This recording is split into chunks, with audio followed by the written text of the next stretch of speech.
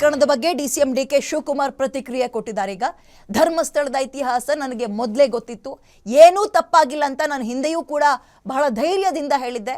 Charge sheet copy ನಾನು ಇನ್ನೂ ಕೂಡ ಓದಿಲ್ಲ, ಕಾನೂನು ಕ್ರಮವನ್ನು ಕೈಗೊಳ್ತೇವೆ ಅಂತ ಡಿಕೆ ಶಿವಕುಮಾರ್ ಹೇಳಿದ್ದಾರೆ.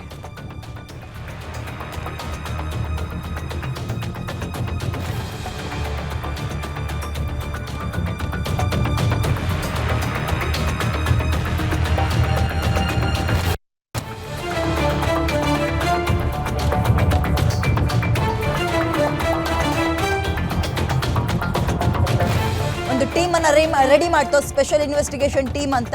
ಬಿಜೆಪಿ ಆರಂಭದಲ್ಲಿ ಸುಮ್ಮನಿತ್ತು, ಅದಾದ್ಮೇಲೆ ಕಾಂಗ್ರೆಸ್ಗೆ ಗೂಬೆ ಕೂರಿಸುವ ಪ್ರಯತ್ನವನ್ನ ಮಾಡ್ತು. ಬಟ್ ಅದರಿಂದ ಹೊರಬರುವ ಪ್ರಯತ್ನವನ್ನ ಡಿಕೆ ಶಿವಕುಮಾರ್ ಆರಂಭದಿಂದಲೂ ಮಾಡ್ತಾ ಇದ್ರು. ಧರ್ಮಸ್ಥಳದ ಇತಿಹಾಸ ನನಗೆ ಗೊತ್ತಿದೆ, ಇನ್ ಕೇಸ್ ಇದು ಹುನ್ನಾರ ಅನ್ನೋದಾದ್ರೆ SIT ಟೀಮ್ ಅನ್ನ ರಚನೆ ಮಾಡಿ ಧರ್ಮಸ್ಥಳಕ್ಕೆ ಇವರು ಕಳಂಕವನ್ನ ಮೆತ್ತಬೇಕು ಅಂತ ಪ್ಲಾನ್ ಮಾಡಿದ್ರೆ ಅದರಿಂದ ಹೊರಗೆ ತರುವ ಪ್ರಯತ್ನವನ್ನ ನಾವು ಮಾಡ್ತೀವಿ ಅಂತ ಗಟ್ಟಿ ಧ್ವನಿಯಲ್ಲಿ ಹೇಳಿದ್ರು ಡಿಕೆ ಶಿವಕುಮಾರ್. ಅದರಂತೆ ಆಗ್ತಾ ಇದೆ. ಈಗ ನನಗೆ ಗೊತ್ತಿರೋ ಮಾಹಿತಿ ಗೊತ್ತಿತ್ತು, ಧರ್ಮಸ್ಥಳದ ಇತಿಹಾಸ ಗೊತ್ತಿತ್ತು ನನಗೆ. ಅವರು ಯಾವುದು ಮಾಡ್ಲಿಕ್ಕೆ ಆಗುದಿಲ್ಲ ಅನ್ನೋದು ಗೊತ್ತಿತ್ತು. ಆ ವಿಚಾರದಿಂದ ಧೈರ್ಯದಿಂದ ನಾನು ವಿಚಾರವನ್ನ ಹೇಳಿದ್ದೆ. ಈಗ ಕಾಪಿ ನಿಮ್ಗೆ ಗೊತ್ತಾಗಿದೆ, ನಾನಿನ್ನ ಓದಿಲ್ಲ, ನನಗಿನ್ನ ಅದು ಗೊತ್ತಿಲ್ಲ.